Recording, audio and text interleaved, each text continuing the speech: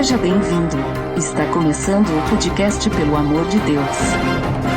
Pelo amor de Deus! Pelo amor de Deus! Tá no ar! Podcast Pelo Amor de Deus. Eu sou Ed The Drummer e hoje estou com um convidado muito próspero. Edgar Daily Grave. Olá pessoal, prazer, Eduardo, estar aqui mais uma vez e esperamos que se cumpra a tua profecia da minha prosperidade. Muito bem. Hoje então nós vamos conversar sobre prosperidade e a Bíblia. Tá beleza, Edson! Você está escutando o podcast do site peloamordedeus.org.br e vai ao ar sempre nas sextas-feiras, a cada 21 dias. Inscreva-se no nosso feed para não perder nenhum episódio em peloamordedeus.org.br/feed/podcast ou pesquise nas plataformas e agregadores de podcast. Curta nossa fanpage em facebook.com/oficialpadd. Nos siga no Twitter através do @_PADD e também no Instagram oficialpadd. Ou entre em contato conosco através do e-mail contato@peloamordedeus.org.br.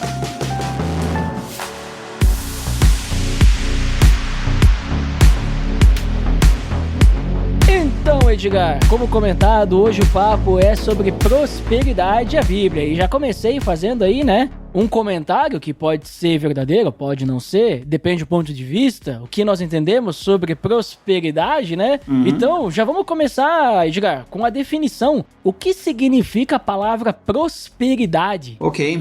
Biblicamente, nós temos que separar um pouquinho o Antigo e o Novo Testamento, certo? Como nós estamos na questão do Novo Testamento, nós lembramos então que prosperidade, ela não é necessariamente um monte de bens materiais, que em geral é como nós vemos, né? Vivemos em um mundo capitalista, então atualmente, quando você tem muitos bens, você tem poder, então você obviamente é visto como alguém próspero. No Novo Testamento, a nossa prosperidade está muito mais ligada a algo espiritual. Por exemplo, se nós formos até o texto de Efésios, que eu quero dar a liberdade de ler um pedacinho aqui. Efésios, capítulo 1, versículo 3, Paulo fala assim: por essa razão oro, eu, Paulo, prisioneiro em Cristo Jesus, em favor de vocês gentios.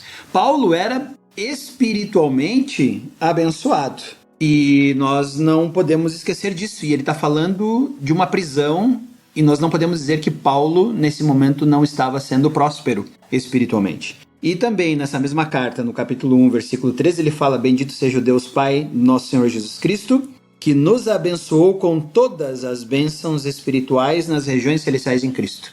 Então, prosperidade, segundo a Bíblia, ela tem a ver com um avanço espiritual na direção de Cristo. E a possibilidade que nós temos de, em Cristo, encontrar tudo o que precisamos. Perdão, identidade, aceitação, filiação de Deus, crescimento, porque Ele nos dá o Espírito Santo que nos guia. Então, ser próspero, biblicamente, significa ser conectado a Cristo. E é interessante tu trazer isso, Edgar, esse ponto, né, de como a gente vê no Novo Testamento, né, ou nós, né, hoje vivendo com Cristo, porque isso que tu comentou aqui da questão do mundo em que vivemos hoje, né, o mundo capitalista, se a gente vai pesquisar, por exemplo, no dicionário, né, a gente vai ver exatamente o que tu comentou ali do mundo capitalista, né, prosperidade é abundância, fartura, bens materiais, dinheiro, poder, né,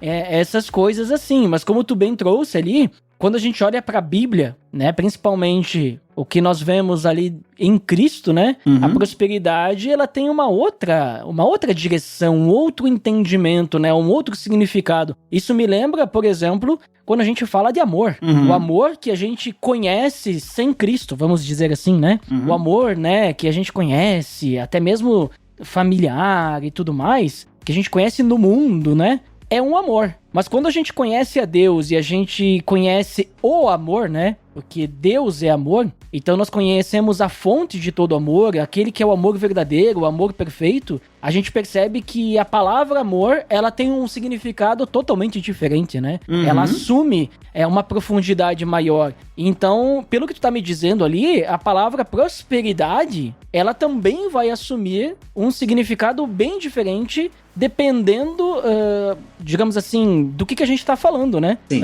E até mesmo do nosso... do nosso... se nós somos cristãos, se nós não somos cristãos, né?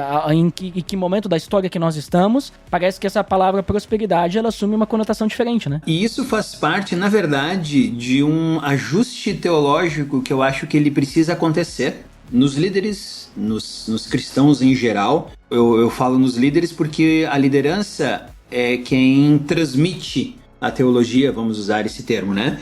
Para as pessoas. Se a liderança compreende teologia de uma forma equivocada, o que ela vai passar sobre prosperidade para o seu público é uma visão equivocada. Eu parto sempre do princípio de que para eu ter uma teologia saudável, eu preciso ter 3 pilares.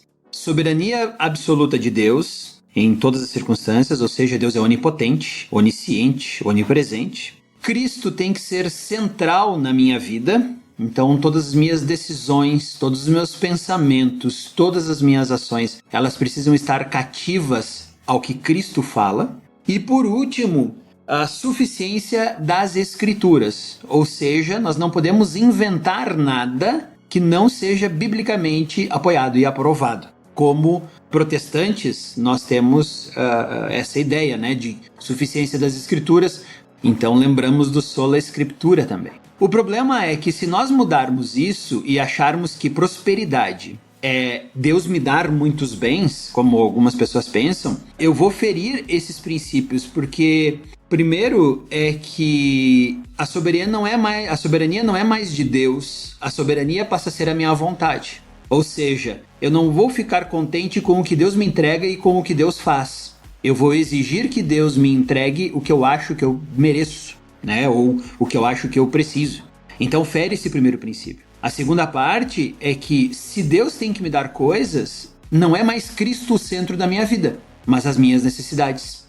Então Deus deixa de ser soberano e Cristo deixa de ser o centro. E dentro dessa perspectiva, então, é que eu entendo que ensinar prosperidade material dentro da igreja é um equívoco bíblico, né? Sim, ensinar do jeito errado, né?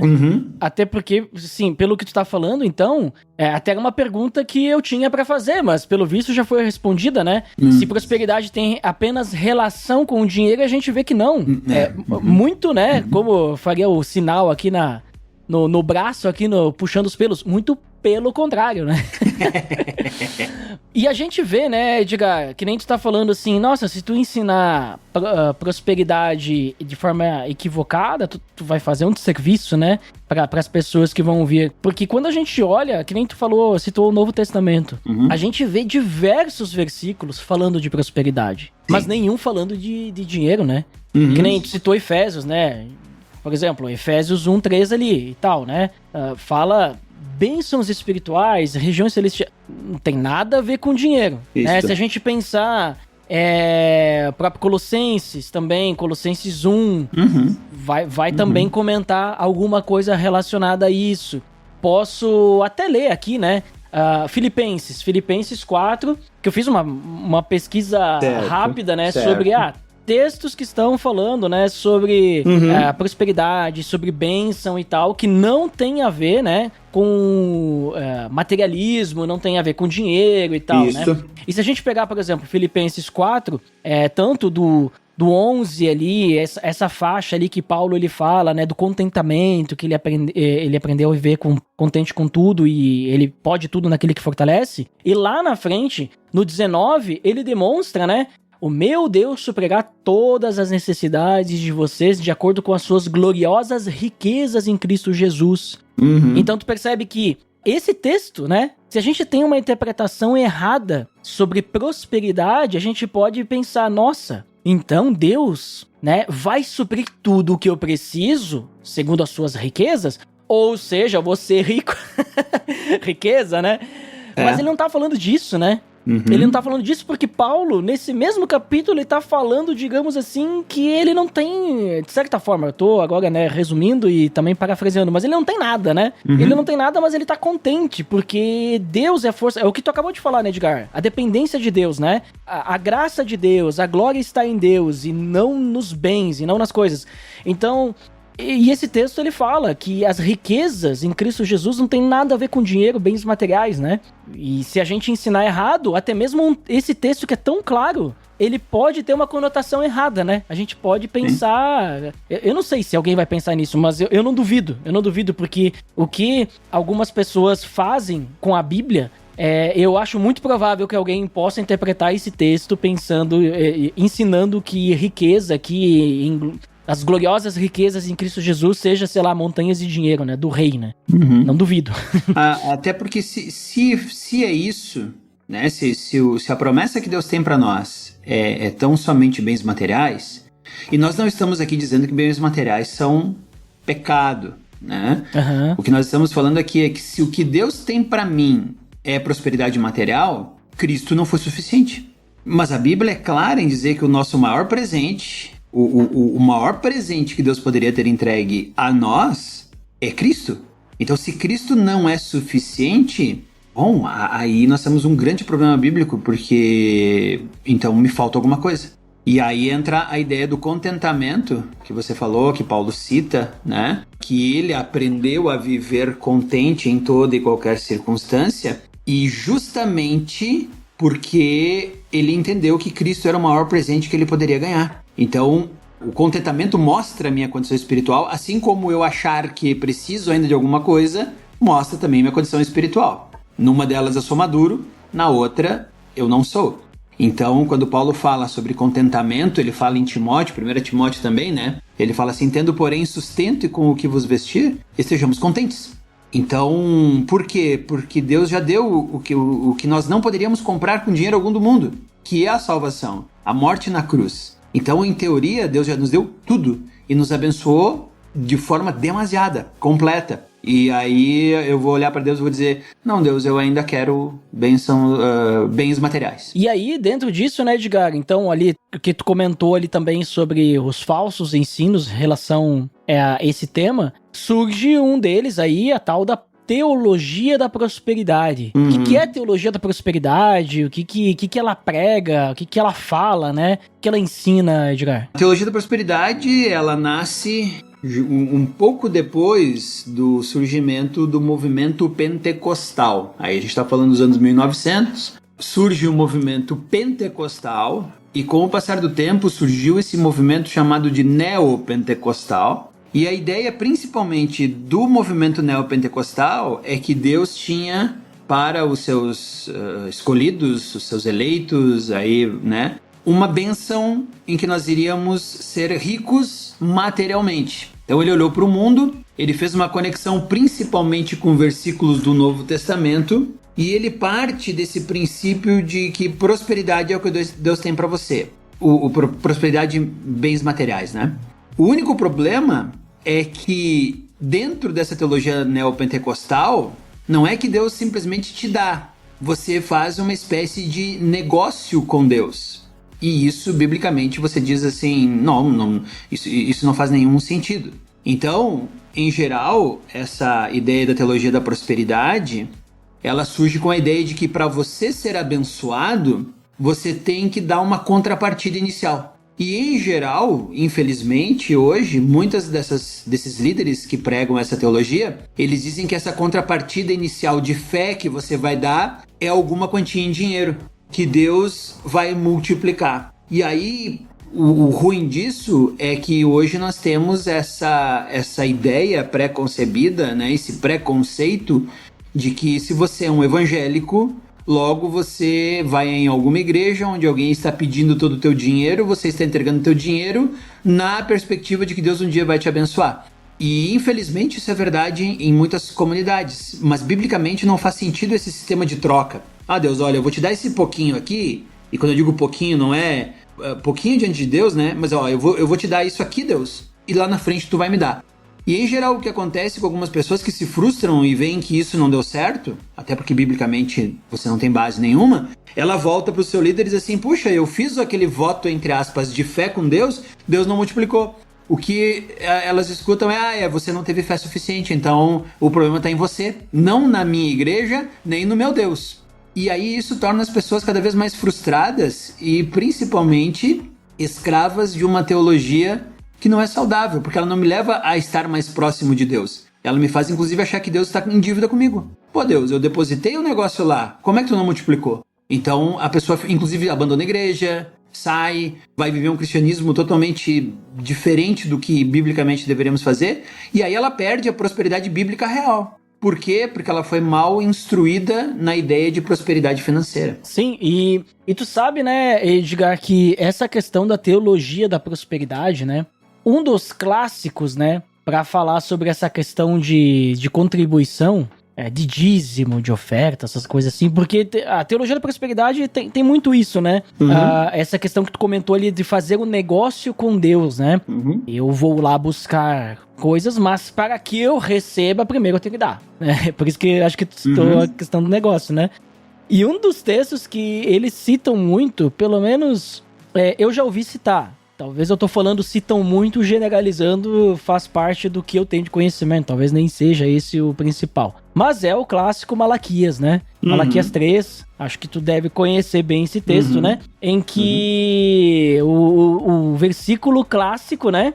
É que se você não está dizimando, você está o quê? Roubando de Deus. Porque o texto lá de Malaquias 3 diz, né? Como é que te roubamos, né? Pergunta o profeta, né? Nos dízimos e nas ofertas. Ali vocês estão roubando. E é nesse mesmo texto que fala que tragam o dízimo ao depósito do templo, né? Ponham-me à prova, diz o Senhor dos Exércitos, e vejam se eu não vou abrir as comportas dos céus e derramar sobre vocês tantas bênçãos que nem terão de guardá-las. Esse é um texto, assim, que se tu fala pra uma pessoa leiga, isso convence muito bem, né? Porque tu diz, é o próprio Deus que tá dizendo isso, através do profeta Malaquias. Ele tá dizendo, você não está dizimando, você está roubando de Deus, por isso você não é abençoado. Agora, Deus diz, se você dizimar, você será abençoado muito mais do que você imagina. Então, o que eu, como um leigo, e talvez até uma pessoa que está sendo explorada por essas pessoas de má índole, né? Vamos dizer assim, né? Eu vou pensar, poxa, eu trabalho, não consigo dar a volta, eu não tô com as minhas dívidas, e realmente faz sentido o que ele está me dizendo. Só que essa é uma grande besteira, né? É uma interpretação fora de contexto, né? Tem o velho ditado, né?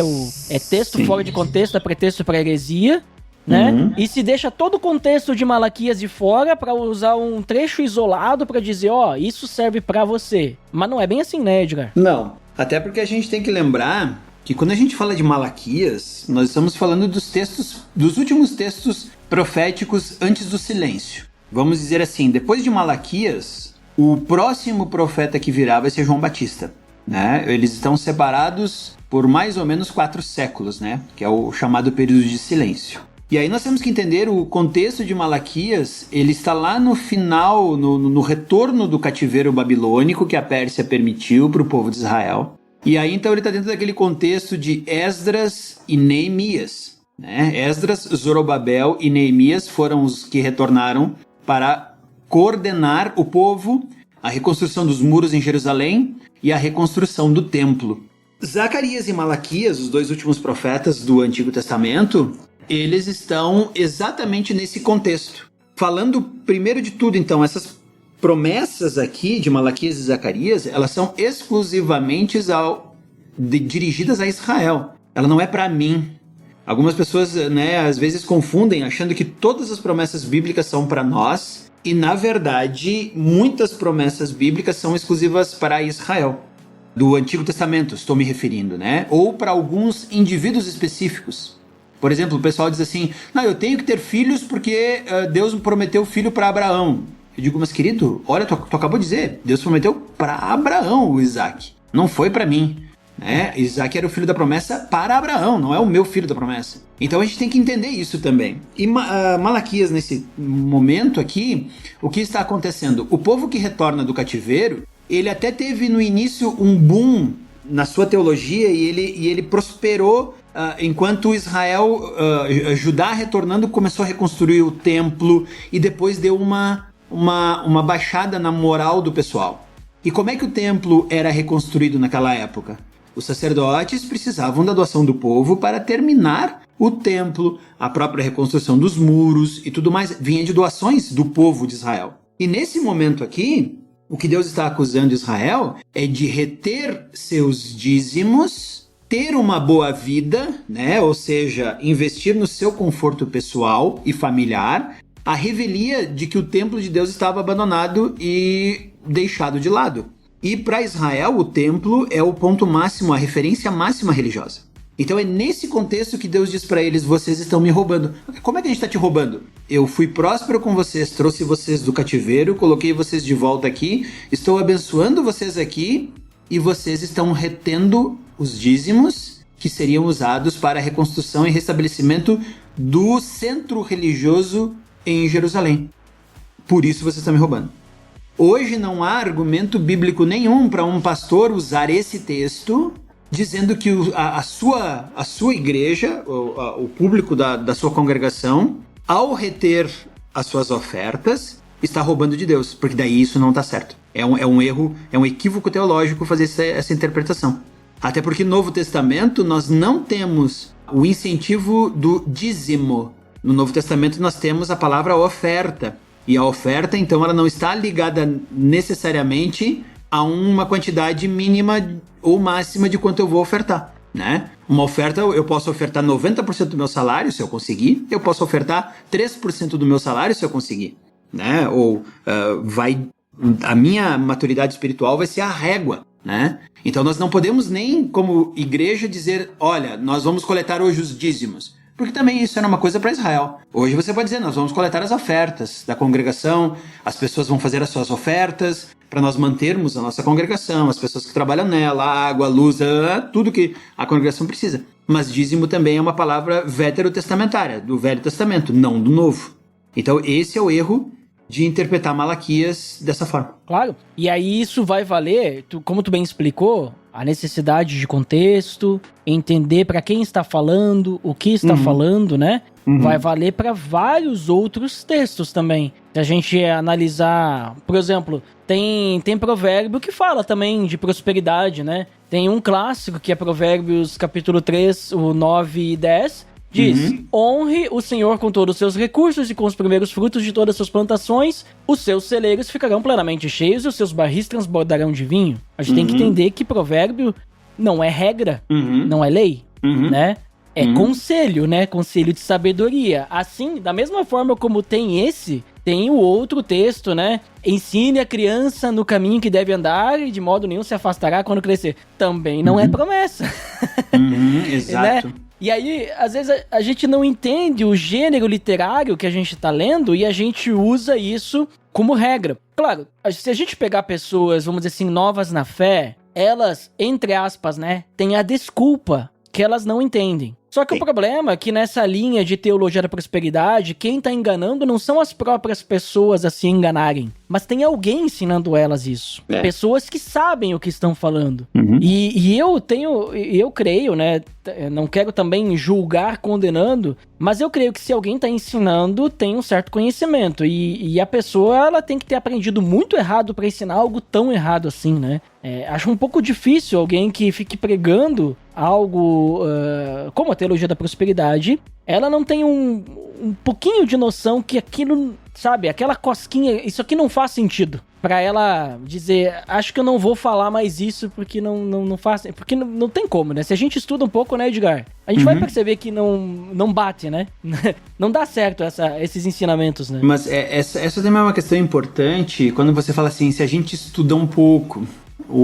Infelizmente, algumas congregações, os seus líderes, muitos deles não têm uma formação teológica consistente. E com isso eu não estou dizendo que a pessoa tem que ter um doutorado em teologia. Se ela tiver, bom, que bom. Mas o que eu vejo é que as pessoas minimamente conseguem fazer uma interpretação textual e já estão lá na frente, pregando na frente de congregações, com um conceito muito limitado né, de interpretação bíblica e com uma exegese totalmente torta, né? Então, muitas delas estão ensinando, talvez, por maldade, mas algumas delas estão ensinando de forma errada por nunca terem aprendido e talvez nunca ninguém tenha indicado para ela andar nessa linha. E eu tenho visto isso, eu tenho passado por algumas congregações em que o pastor tem sérias limitações de interpretação bíblica. E por isso é importante, quando nós participamos de uma igreja, alguma coisa assim, talvez investirmos em ensino teológico um pouco mais consistente, né? Sim, claro. Eu tenho chamado essas pessoas... Nunca tinha pensado em líderes, né? Mas pensando nos cristãos, né?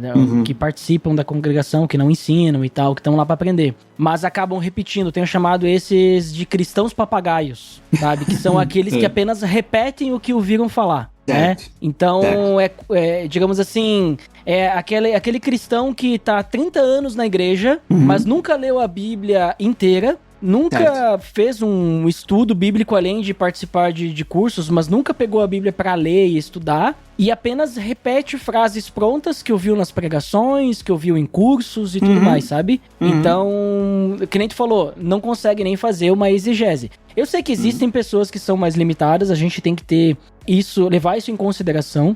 Temos que ter misericórdia e amor por essas pessoas, porque nem todos têm dom de ensino, nem todos têm dom de interpretação, e a gente sabe muito bem que tem pessoas que são mais limitadas no aprendizado da palavra, mas muitas vezes nos constrange por seu exemplo de fé, por seu exemplo de aconselhamento, por seu exemplo de perseverança na oração, né? Isso. Então eu vejo que a igreja, ela é plural. Porém, quando a gente fala agora de um líder, de um pastor, alguém que tá ali com o cargo de ensinar, se espera o mínimo, né, que tem esse conhecimento. Mas, que a gente falou, infelizmente, né, algumas congregações acabam, né, a pessoa foi lá a terceira vez que tá participando ali da igreja, se eles verem que a pessoa tem, sei lá, uma habilidade para falar em público, já coloca lá e diz, o Espírito Santo vai te conduzir. O clássico, né, abre a Bíblia, vê o que tá ali e fala. Então a gente sabe que tem casos assim. Tem. Não é só a maioria, né? Quando a gente fala de teologia da prosperidade, me parece que a gente tem os leigos, mas no meio disso tudo também temos os charlatões, que são os profissionais que sabem o que estão falando e se aproveitam das pessoas, né? Infelizmente, muitas pessoas caem, né, na conversa desses falsos profetas, né? Desses falsos mestres que, desde a época de Jesus já tinha, né? Desde a época aí dos apóstolos, igreja primitiva, já existia isso. Tanto que algumas cartas de Paulo combatem falsos ensinos, né? Então, infelizmente, até hoje nós temos isso, e creio eu que até o fim dos tempos ainda vai continuar, né? Não, e a respeito do que você acabou de falar, o próprio Tiago, na epístola de Tiago, capítulo 3, versículo 1, quando ele vai falar, ele começa falando sobre o domínio da língua, e eu acho legal porque hoje a palavra ainda é transmitida através de um púlpito, através de alguém falando. Você depois pode acessar isso pelo YouTube, pelo Spotify, qualquer plataforma que você quiser, mas ainda é assim que se ensina a Bíblia, em sua maior parte nas congregações do mundo inteiro. E Tiago 3:1, ele diz assim: meus irmãos, não sejam muitos de vocês mestres, pois vocês sabem que nós, os que ensinamos, seremos julgados com maior rigor. Então, quando você vai colocar sobre si a autoridade de ensinar a Bíblia, bom, então tome muito cuidado, porque primeiro, você está falando para o povo de Deus, você está usando a palavra de Deus, então, por favor, não desvie, não distorça a palavra de Deus. Exatamente.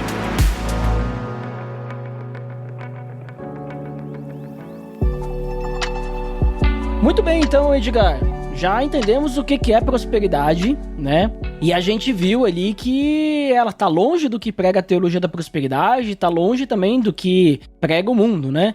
Só que muitas vezes, né, a gente vai acabar, né, se deparando, porque vai acabar se deparando, né, com textos na Bíblia que falam sobre algo mais materialista, e o nosso coração materialista, ele vai acabar querendo, né, tomar posse dessa promessa, né, reivindicar essa promessa, quando é promessa, né? Tem outras questões, como a gente comentou, que são conselhos e tudo mais, né? Mas qual que é a diferença real, assim, né, Edgar, de uma forma prática, né?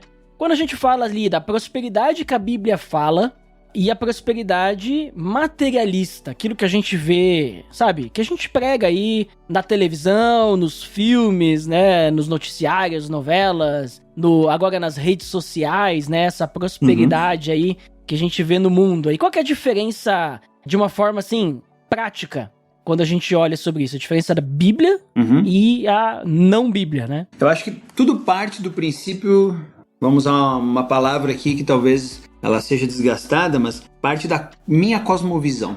A minha cosmovisão, ela vai definir muito a forma pela qual eu vou entender e interpretar a prosperidade. Então, se nós formos apenas na ideia do mundo em que nós estamos vivendo hoje, principalmente nas redes sociais, né, a galera gosta de colocar aquilo que promove a mim, né? Então, assim, um café da manhã super elaborado, eu viajando nas minhas férias em um mar azul, calmo, de água quente, ou visitando uma cidade europeia, e eu vou mendigando likes por isso. Ninguém bota no Instagram uma cara de acordando de manhã cedo, sem maquiagem, todo descabelado, uma noite mal dormida, cuidando de um filho, cuidando de um pai, ou passada no hospital. A gente não faz isso. Por quê? Porque nós estamos sendo ensinados que isso não é prosperidade. Quando nós olhamos para a Bíblia, nós olhamos que o trabalho do Espírito Santo em nós, ele é o de nos formar à medida de Cristo, ou à imagem de Cristo.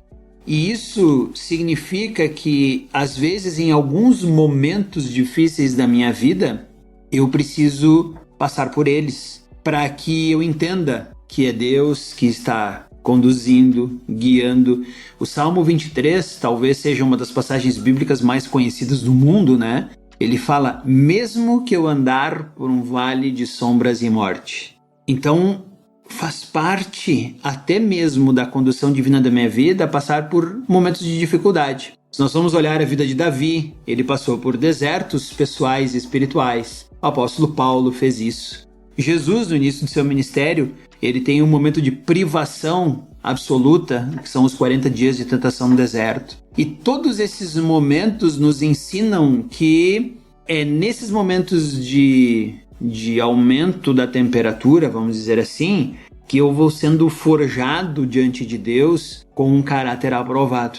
E aonde eu reconheço que não é as minhas forças, elas se esgotariam, que não são as minhas emoções, né, que também elas acabariam, mas que Deus vai trabalhar naquele momento e vai me conduzir a uma prosperidade espiritual, que é uma confiança cada vez maior nele, contentando-me com a presença dele e aquilo que ele me dá. Então, por exemplo, o próprio Jesus ensinou na oração do Pai Nosso que nós temos que pedir o pão nosso de cada dia. A experiência de Israel com o maná, eles escolhiam o maná suficiente para aquele dia. Se eles escolhessem a mais, estragava. Hoje nós não estamos contentes com isso. Nós queremos muitos pães, nós queremos muitas coisas além de pães todos os dias que Deus tem que nos dar. E isso vai minando a minha dependência de Deus diária, o meu dia a dia com Deus, o meu crescimento. E aí eu vou sendo privado dessa prosperidade, porque prosperidade bíblica é chegar a um momento em que eu reconheço minhas limitações, fraquezas, as armadilhas que o meu coração mesmo faz comigo e com a minha mente, os ataques do inimigo na minha vida, e eu olho e digo, Jesus, só você pode me tirar dessa situação. E aí Jesus diz, isso, agora você está entendendo. Às vezes, a ideia da prosperidade atualmente, pecaminosamente, parece que a gente diz assim, Deus, me dá o suficiente para que eu não precise orar para ti todos os dias. Se tu me tornar milionário, eu não vou nem te incomodar com minhas orações. Eu vou ficar brincando com os brinquedinhos que eu vou adquirir com isso. Então, a ideia da prosperidade só material e eu achar que eu posso alcançá-la de uma hora para outra, ela tira a minha dependência de Deus e, inclusive, ela revela esse coração de que talvez nem de Deus esteja querendo depender muito. Sim, e é muito importante tu comentar essa questão do contentamento, né? Citando de novo, né, o texto de Filipenses 4 ali, né, que a gente comentou de antes. E até mesmo esses exemplos que tu falou, por exemplo, do maná e tudo mais, tu vê como que o povo, ele era próspero, porque eles estavam sendo sustentados por Deus, né? E mesmo assim, a mente deles estava no materialismo, né? Lá no Egito, estava lá de volta, né? E isso me lembra também, como tu citou ali o texto ali também sobre Timóteo, o próprio texto de Jesus, que ele fala, né? Busca em primeiro lugar o reino de Deus e todas essas coisas lhes serão acrescentadas, que é o que comer e vestir, né? Se a gente pensar, Deus, ele nos sustenta, né? Só que a gente não consegue perceber a prosperidade nisso. A gente não consegue entender que, biblicamente falando, podemos ser prósperos mesmo em meio à pobreza. É difícil nós aceitarmos isso, porque o nosso coração e a sociedade em que vivemos, ela prega o contrário. É a mesma coisa quando a gente fala da palavra sucesso. O que é sucesso perante a sociedade? É nós, por exemplo, termos um ministério em que nós estamos sempre pedindo dinheiro ao invés de a gente ter grandes quantias de lucro? Ou, por exemplo, nós servirmos em um ministério que não é conhecido por ninguém? Será que isso é sucesso? Perante a sociedade, não. Mas perante Deus, muitas vezes, esses ministérios que ninguém sabe o que está acontecendo, né, são um sucesso, porque eles estão atingindo o objetivo. Tem até um documentário chamado Ministérios Fracassados, que ele fala bem sobre isso. Que o que a sociedade olha, o fulano de tal, ele serve com sua música, né? Ele compõe músicas e a igreja canta as músicas dele, uma igreja pequenininha, e ninguém conhece ele, né? Não é um artista muito famoso de renome. A gente vai pensar, que músico fracassado, né? Mas aquela igreja está sendo abençoada. Ele está fazendo as músicas para louvar a Deus, para que aquela igreja louve a Deus. Então será que não é um sucesso perante Deus? Visto que, mas a música dele poderia estar sendo usada por muitas outras pessoas e tudo mais. Sim, poderia, mas a gente não sabe pelo que foi chamado, né? Ele, né? Digamos assim, daqui a pouco Deus colocou ele para falar com aquela igreja, né? Então, tem muitas coisas assim, quando a gente pensa prosperidade, outras palavras, sucesso, né, e tal. E a gente compara com o que uma sociedade pecaminosa, né, coloca, né? E a gente vai perceber que quando a gente olha pra Bíblia é totalmente oposto, né? Jesus, ele tá sempre andando na contramão do mundo, né? Tá sempre andando no rumo oposto, né? E aí, diante disso, né, Edgar, a gente já consegue desenhar a forma como que a gente pode interpretar essas passagens bíblicas que falam pra gente ser próspero, né? À luz do Evangelho. Inclusive, passagens do Antigo Testamento, como tu comentou, que é necessário interpretação do contexto e tudo mais. A gente começa a perceber que prosperidade, né? Quando a Bíblia fala de prosperidade, olhando pra nós hoje, tem muito mais relação com aquilo que tu falou lá no início, né, Edgar? Claro. Sobre uma questão espiritual, uma questão de fidelidade a Deus, né? É por ali, né, Edgar? Pra gente entender quando a Bíblia fala de prosperidade, né? Sim. Agora que você falou, hoje a gente tem a ideia equivocada, na minha opinião, de que o ministério ele só tem sucesso se ele arrebanhar muitas pessoas, se ele tiver muitos seguidores e se ele tiver um alcance nacional, mundial e tudo mais. Tem que transmitir online, né? Exato, né? Alguns terão esse sucesso. Sim. Outros, talvez não. Alguns precisam, porque foram, digamos assim, é o papel deles. Isso. Né? Mas não é todos, né? Não é obrigado. Mas eu gosto de lembrar muito de João Batista. João Batista, ele teve um ministério muito curto, né? Ele nasceu um pouquinho antes de Jesus ali, e ele é o último profeta do Antigo Testamento. O próprio Cristo fala que os profetas profetizaram até João Batista. Então nós podemos dizer que João Batista é o último profeta do Antigo Testamento. A partir dali vem o Messias. Nessa transição, João e Jesus se conheceram. Mais do que isso, o ministério de João, ele foi uma preparação para o ministério de Jesus. Então João, ele vem com aquela ideia de arrependei-vos, eu sou a voz do que clama do deserto, cumprindo a profecia de Isaías. O ministério de João Batista, ele foi extremamente curto. Talvez ele tenha durado 1 ano e meio. É o que alguns historiadores imaginam e veem do ministério dele. Algumas pessoas menos ainda. Alguns historiadores dizem que durou 6 meses. De qualquer forma, o ministério dele foi apagado pela chegada de Jesus. Quando João batizou Jesus, ele agora iniciou o Messias, né, o ministério do Messias. Logo depois, os discípulos de João Batista vão lá falar com João Batista dizendo assim: aquele que tu batizou tá batizando lá no Jordão. E aí João fala, é necessário que ele cresça e eu diminua. Logo depois disso, João foi preso. E a gente sabe que depois na prisão ele foi decapitado a mando de Herodes, certo? Mas no Evangelho de Lucas, capítulo 7, e também em Mateus 11, tem uma fala interessante de Jesus, que ele fala assim, no versículo 28 do capítulo 7 de Lucas, diz assim: eu lhes digo que entre os que nasceram de mulher, não há ninguém maior do que João. Todavia, o menor do reino dos céus é maior do que ele. Então, se nós olhássemos talvez terrenamente para o ministério de João Batista, ele ia dizer assim, nossa, que ministério fracassado. Um homem que foi viver no deserto, isolado de pessoas, comendo de forma espartana, né? Muito simples, humilde, morando em um lugar simples, batizando pessoas, depois vem o Messias, ultrapassa seu ministério, ele é preso e decapitado. E o Messias fala que dos nascidos de mulher ninguém é maior que ele. Esse cara é próspero, mesmo sem ter o sucesso que nós imaginamos que é sucesso hoje. João Batista é próspero. Por quê? Porque João Batista cumpriu seu ministério, porque João Batista entendeu o seu lugar, ele falou, é necessário que ele cresça e eu diminua. Então João Batista tinha um centro teológico em Cristo e no Messias, que era reconhecido por isso, e morreu numa prisão decapitado. E Jesus diz que de todos os nascidos de mulher, ninguém era maior que ele. E isso é prosperidade. Tu vê, né? A diferença, né, que é vamos dizer assim, o conceito, né, das coisas quando a gente olha pra Deus e quando a gente olha pra qualquer lugar, né, que não seja Deus, né? É uma transformação total, é uma revolução, né? Por isso que a gente chama, quando a gente conhece a Jesus e a gente confessa Ele como Senhor e Salvador da nossa vida, a gente chama esse acontecimento de conversão, né?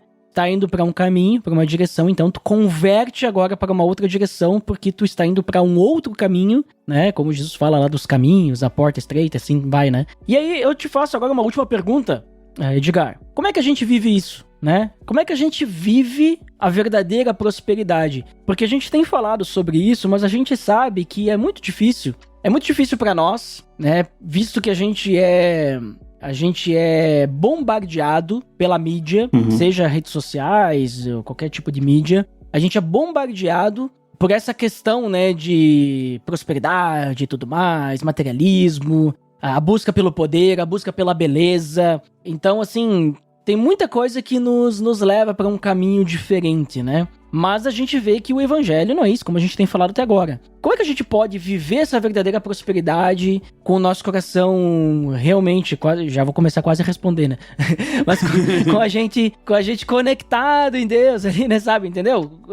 Vou parar de explicar a pergunta para eu acabar não respondendo, para que tu possa ter a palavra aí, diga. Como é que a gente vive a verdadeira prosperidade? Mas passa muito exatamente pelo caminho pelo qual você estava andando, Eduardo. Que a verdadeira prosperidade, primeiro, tem que me levar a chegar até Cristo. É legal, eu gosto muito do Evangelho de João, no capítulo 3. Nós temos uma conversa de Jesus com um homem que era talvez considerado próspero e de sucesso entre os judeus. Ele era um líder judeu, ele era bem visto pela sociedade. E quando ele vai conversar com Jesus, Jesus já automaticamente no início da conversa introduz algo que você diz assim, nossa, por que Jesus falou isso? Ele diz assim, ninguém pode ver o reino dos céus. Aí Nicodemos tem uma conversa com Jesus, e é legal que Jesus reproduz quase a mesma palavra, mas de um pouquinho diferente. Ele diz assim, ninguém pode entrar no reino dos céus se não nascer de novo. Jesus está convidando Nicodemos a olhar a vida de uma nova perspectiva. Porque a ideia de nascer de novo, Jesus está buscando lá no Antigo Testamento, lá em Jeremias, dizendo que Deus um dia lavaria os pecados do seu povo e colocaria seu espírito. Por isso que Jesus usa o termo, inclusive, nascer da água e do espírito. Mas Jesus está convidando o Nicodemos a olhar a vida de uma nova perspectiva. Porque nascer de novo significa exatamente isso. Você nascer de novo. Você ter uma nova perspectiva de mundo e uma nova perspectiva de quem você é dentro desse mundo, uma nova perspectiva de quem é você diante de Deus e do sacrifício de Cristo.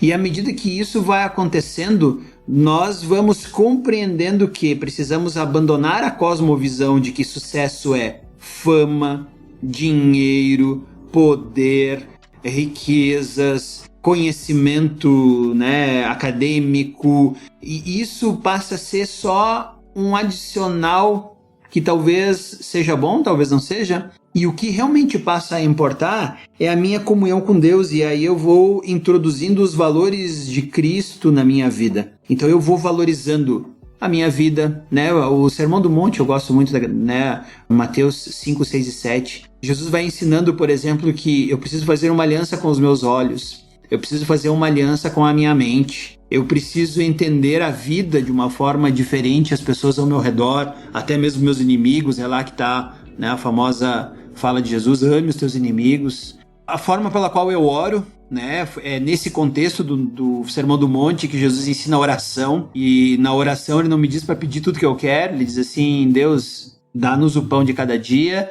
que eu possa perdoar assim como sou perdoado, livra-me do maligno.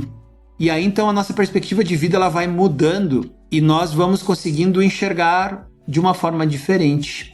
A ideia da caverna de Platão, talvez nós poderíamos introduzir aqui nesse texto. Quando nós conseguimos nos libertar das nossas amarras e passamos a ver o que realmente importa, nós vamos tendo uma concepção de vida diferente. E nós precisamos ser inteligentes o suficiente para olhar para as pessoas ao nosso redor e fazer talvez uma pergunta, dizer assim: quem você já viu no leito de morte que disse assim quando eu estava morrendo: tragam-me aqui os meus diplomas para eu abraçá-los mais uma vez. Tragam aqui o saldo da minha conta bancária no meu celular para eu dar mais uma olhada nele. Tragam-me aqui o meu carro, bota na janela do hospital para eu dar a última olhada nele.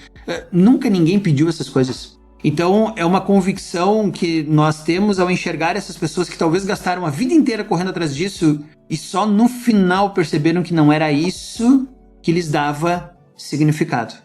Então quando eu nasço de novo em Cristo, eu vou desfrutando dessa realidade a partir de agora. Diferente. E aí o saldo da minha conta bancária não é maior, ou a minha ideia de deixar o saldo da minha conta bancária grande não é maior que o respeito que eu tenho que ter aos meus pais, à minha esposa, a fidelidade a ela, aos meus filhos e a educação deles, ao amor que eu devo ter com meu vizinho, meu colega de trabalho, meu colega... mas são pessoas difíceis. Eu sei, mas eu conheço Cristo, talvez eles não. Então, tudo isso vai mudando e vai nos dando uma nova perspectiva da vida e das coisas. E aí nós vamos nos tornando prósperos em Cristo. Sem essa mudança, a palavra que você usou, sem essa conversão, impossível enxergarmos e entrarmos no reino dos céus. Vamos continuar achando que a prosperidade financeira é boa e é o que eu tenho que procurar, e nem que eu tenho que machucar pessoas e fazer coisas, mas o que importa é eu estar bem confortável financeiramente. E aí eu entrei no que o mundo me colocou, né? Sim, claro. E tu sabe que, Edgar, que a questão assim também é importante a gente citar, né? Que quando a gente fala de prosperidade, né, em Cristo, né, a verdadeira prosperidade para vivermos em Deus e tudo mais, a gente também não pode ficar colocando, né, digamos assim, modelos, padrões, regras, porque como tu bem comentou ali, cada um é diferente, né? Sim. Cada um é de um jeito, e até eu dei alguns exemplos ali também. Vão ter pessoas que vão ser de um jeito, vão ter pessoas que vão ter, sei lá, X dons, outras pessoas Y dons, e assim vai, né? Uma pessoa vai ter um dom só, outra pessoa vai ter vários, não sabemos, né? Sim. Porque Deus usa cada um para sua obra. Mas o que é importante é isso que tu acabou de falar, né? De que a prosperidade é nós estarmos conectados com Deus. Eu diria assim que a prosperidade é nós vivermos para Deus, vivermos pro reino de Deus, usando o recurso que a gente tiver ou não, o talento ou não, o dom que a gente recebeu ou não, sei lá se a gente tem ou não, o tempo, mas tudo que a gente fizer seja para glorificar a Deus e abençoar o próximo. E Deus vai cuidar da gente, sabe? Então, a prosperidade, quando a gente fala dela à luz da Bíblia, não é a gente ter tudo o que nós queremos, mas é a gente ter tudo o que nós precisamos em Cristo. E nós vivermos de modo que, em qualquer situação, em qualquer circunstância, o nome de Deus seja glorificado. Isso significa que a gente não... Por exemplo, pra gente ter tudo o que nós precisamos em Cristo, não são bens materiais. A gente não precisa de nada de bens materiais em Cristo. A gente não precisa de nada além do que viver para Cristo. Então isso é prosperidade, quando a gente fala de uma vida próspera, né? Só que a gente sabe que, às vezes, por exemplo, né, tu comentando ali, pode ser que Deus nos dê a possibilidade, né, daqui a pouco, a forma como nós fomos criados, ou as oportunidades que nós tivemos, e nós sejamos, né, pessoas ricas em dinheiro. Sim. Né? Sim. Pode acontecer. E como é que a gente vai ser... E isso é prosperidade? Não necessariamente, né? Essa riqueza não é necessariamente a riqueza em si, a prosperidade. Mas a prosperidade é nós termos toda essa riqueza e nós não vivermos de uma forma gananciosa, mas vivermos de uma forma generosa. Não digo de você, né, como a teologia da prosperidade vai querer, né? Não, então dê todo o seu dinheiro para a igreja. Não é isso. Exato. Mas eu quero dizer assim, você usar dos seus recursos, né, para o próximo, né, para abençoar o próximo, né, seja ajudando. Eu mudaria um pouquinho esse termo, eu diria o seguinte, Eduardo. Algumas pessoas terão muito dinheiro. A forma pela qual elas usarão as suas riquezas mostrará se elas são ou não prósperas em Cristo. Eu acho que essa é a ideia. Boa, isso aí. É isso que eu tava querendo dizer. Boa. E aí ela pode usar essa riqueza para ajudar alguém. E eu conheço excelentes cristãos que são generosos, ajudam um monte e, por exemplo, todo ano viajam para a Europa. Isso é bom? É ótimo. E não tem problema nenhum. É ótimo, se eles podem. Se eles conseguem, eu até brinco com eles dizendo assim, me convida para ver as fotos. Né? Me convida para ver as fotos. Mas eu sei o quanto eles são honestos, o quanto eles são generosos com as pessoas ao seu redor, e eu considero eles prósperos. Por quê? Porque eles fazem um uso legítimo desse dom que Deus dá, que é financeiramente ser bem abastado, e que ótimo isso, né? Eu acho isso fantástico. Assim como tem pessoas que são inteligentíssimas e outras limitadas, mas a forma pela qual ela vai usar a sua inteligência mostrará se ela é sábia e próspera ou não.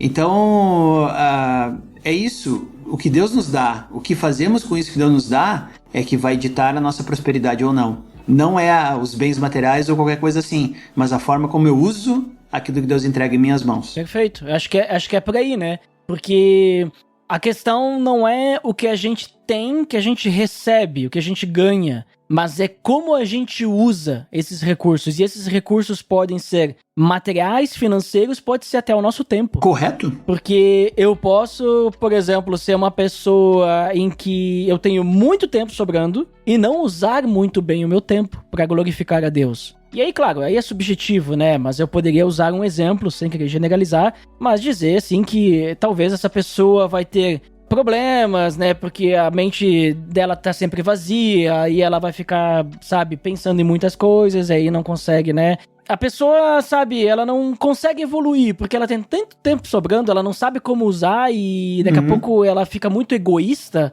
né, com aquele tempo, e aí ela acaba até mesmo, digamos assim, vivendo uma vida infeliz, né, que por mais que ela tenha muito tempo, ela não é próspera. Por um lado, pode ser que ela, nossa, essa pessoa tem muito tempo, mas ela poderia usar para glorificar a Deus. Então, claro, só um exemplo simples, mas eu tava lendo também um texto, Jesus ele falando especificamente sobre dinheiro, né, sobre a ganância. Ele diz assim, Lucas 12:15, né? Tá. Ele diz, cuidado, fiquem de sobreaviso contra todo tipo de ganância. A vida de um homem não consiste na quantidade dos seus bens. Eu tava pensando nesse versículo, quando tu falou sobre aquela questão de que quando a gente tá lá no caixão, a gente não vai levar nada. Quando a gente tá lá na cama do hospital, né, no leito de morte, a gente não vai ficar pensando no dinheiro, né?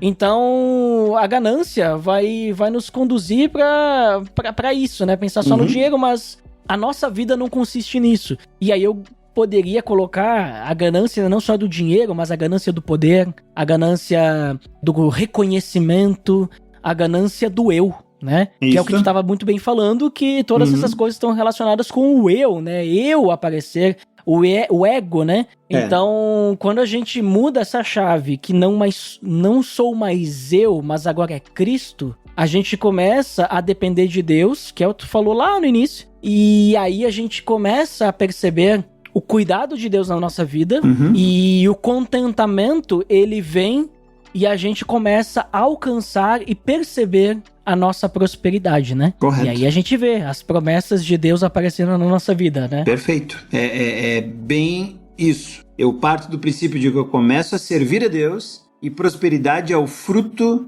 que Deus vai permitindo eu desfrutar desse serviço e desse crescimento nele. Talvez seja dinheiro, talvez não, né? É essa a ideia. Mas eu tenho que entender que daí então a minha prosperidade está em continuar andando nele. E aí eu me torno próspero. Exato. Que é o clássico, Deus ele nos dá algo para nós, muitas vezes, né, multiplicarmos, né, como ele fala nas parábolas, multiplicarmos, mas para o evangelho, né, para servir a Deus, para glorificar a Deus, né, não para esconder no nosso coração, para nós, é meu. É isso aí. Não é para isso.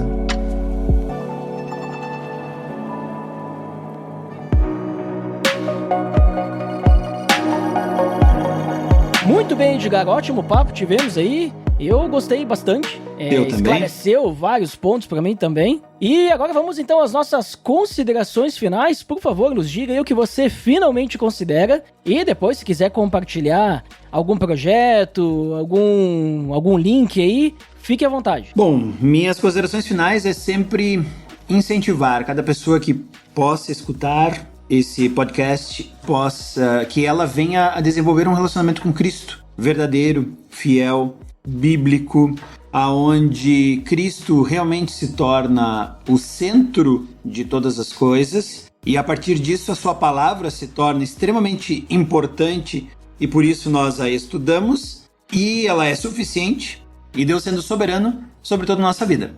Eu acho que essas são as minhas considerações finais, que cada pessoa que for alcançada por esse podcast possa desenvolver um relacionamento com Cristo ou se já tem, possa torná-lo ainda mais próspero diante disso. Muito bem, então, muito obrigado, Edgar, por participar conosco. E eu também quero finalmente considerar, né, que a prosperidade, né, se nós ficarmos sempre buscando o que o mundo prega, a gente tá perdendo uma grande oportunidade de buscar a Deus, né? Então, eu acho que nós temos o privilégio, né, aqueles que confessaram Jesus como seu Senhor e Salvador, que nasceram de novo, têm o privilégio de ter um relacionamento com Deus. E muitas vezes a gente acaba deixando de lado isso para buscar coisas terrenas que não levam a nada, né? Que a traça e a ferrugem... A traça come, a ferrugem corrói. E a gente deixa riquezas infindáveis, impagáveis de lado para ficar buscando coisas simples desse mundo, né? Correto. Então, que a gente possa realmente investir no nosso relacionamento com Deus, levar esse relacionamento para outras pessoas e possamos crescer todos em maturidade para sermos semelhantes a Cristo. E, inclusive, eu esqueci de comentar quando eu citei, né? Então vou citar agora, quando eu citei o documentário Ministérios Fracassados, se eu encontrar ele, se ainda estiver no YouTube, link no post para vocês conferirem aí. Boa. E finalizando então, muito obrigado para quem nos escutou até aqui e até o próximo episódio. Até mais! Pelo amor de Deus!